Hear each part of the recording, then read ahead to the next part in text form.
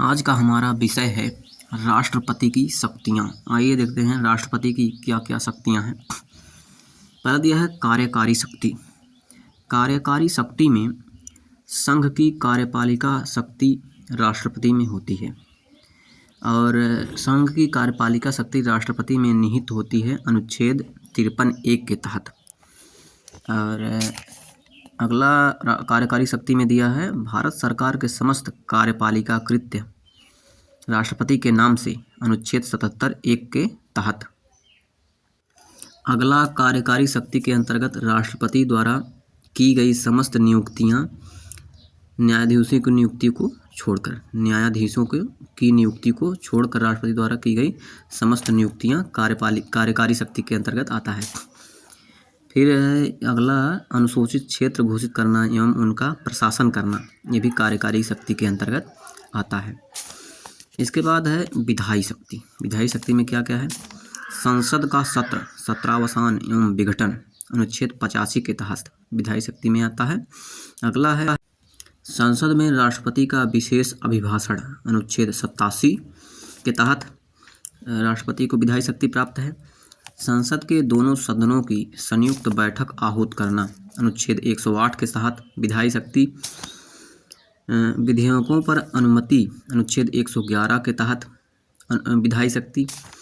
अध्यादेश जारी करना अनुच्छेद 123 के तहत विधायी शक्ति राष्ट्रपति को प्राप्त है। इसके बाद है तीसरा बिंदु न्यायिक शक्ति। राष्ट्रपति की न्यायिक शक्ति क्या है? उच्चतम न्यायालय एवं उच्च न्यायालयों के न्यायाधीशों की नियुक्ति। उच्चतम न्यायालय एवं उच्च न्यायालयों के न्यायाधीशों की नियुक्ति न्यायिक शक्ति के अंतर्गत आता है। फिर दूसरा है क्षमादान की शक्ति। अनुच्छेद 72 के तहत क्षमादान की शक्ति राष्ट्रपति को न्यायिक शक्ति प्राप्त है।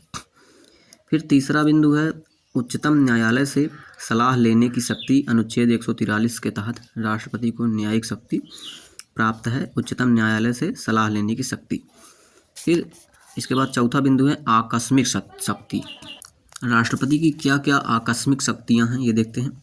राष्ट्रीय आपातकाल की घोषणा अनुच्छेद 352 के तहत आकस्मिक शक्ति राष्ट्रपति को प्राप्त है। राष्ट्रीय आपातकाल की घोषणा राष्ट्रपति कर सकता है अनुच्छेद 352 के तहत। और राज्यों में संवैधानिक तंत्र के विफल होने की घोषणा अनुच्छेद 356 के तहत राष्ट्रपति को ये आकस्मिक शक्ति प्राप्त है कि राज्यों में संवैधानिक तंत्र यदि विफल होता दिखाई देता है तो राष्ट्रपति राज्यों में संवैधानिक तंत्र के विफल होने की घोषणा अनुच्छेद 356 के तहत कर सकता है। अगला है वित्तीय आपातकाल की घोषणा। यदि वित्तीय आपातकाल दिखाई देता है, ऐसा लगता है कि वित्तीय आपातकाल आ गया है, तो राष्ट्रपति अपनी आकस्मिक शक्ति के तहत अनुच्छेद 360 के तहत वित्तीय आपातकाल की घोषणा कर सकता है। ये तो है वित्तीय आपातकाल की घोषणा अनुच्छेद 360 के तहत राष्ट्रपति कर सकता है। अगला है वित्तीय शक्ति। वित्तीय शक्ति में क्या दिया है? वित्त विधेयक राष्ट्रपति की पूर्वानुमति से ही लोकसभा में प्रस्तुत होता है। अनुच्छेद 110 के तहत वित्त विधेयक राष्ट्रपति की पूर्वानुमति से ही लोकसभा में प्रस्तुत हो सकता है। यह अनुच्छेद 110 के तहत राष्ट्रपति को यह शक्ति प्राप्त है। वार्षिक वित्तीय विवरण बजट पेश करवाना अनुच्छेद 112 के तहत राष्ट्रपति को यह शक्ति प्राप्त है। राष्ट्रपति की पूर्वानुमति से ही आकस्मिक निधि से व्यय अनुच्छेद 267 के तहत राष्ट्रपति को यह शक्ति प्राप्त है कि अगर आकस्मिक निधि से व्यय करना है तो राष्ट्रपति की पूर्वानुमति से ही आकस्मिक निधि से व्यय अनुच्छेद 267 के तहत किया जा सकता है। अगला है वित्त आयोग का गठन। अनुच्छेद 280 के तहत वित्त आयोग का गठन राष्ट्रपति जो है कर सकता है। अनुच्छेद 280 के तहत यह शक्ति प्राप्त है। अन्य शक्तियां हैं। अन्य शक्तियां क्या हैं? अंतर्राष्ट्रीय संधियां और समझौते राष्ट्रपति के नाम से संपन्न हो सकते हैं, ये राष्ट्रपति को शक्ति प्राप्त है। भारतीय सेना का सर्वोच्च सेनापति राष्ट्रपति ही होता है। अंतर्राष्ट्रीय मंचों व मामलों में भारत का प्रतिनिधि होने की शक्ति राष्ट्रपति को प्राप्त है।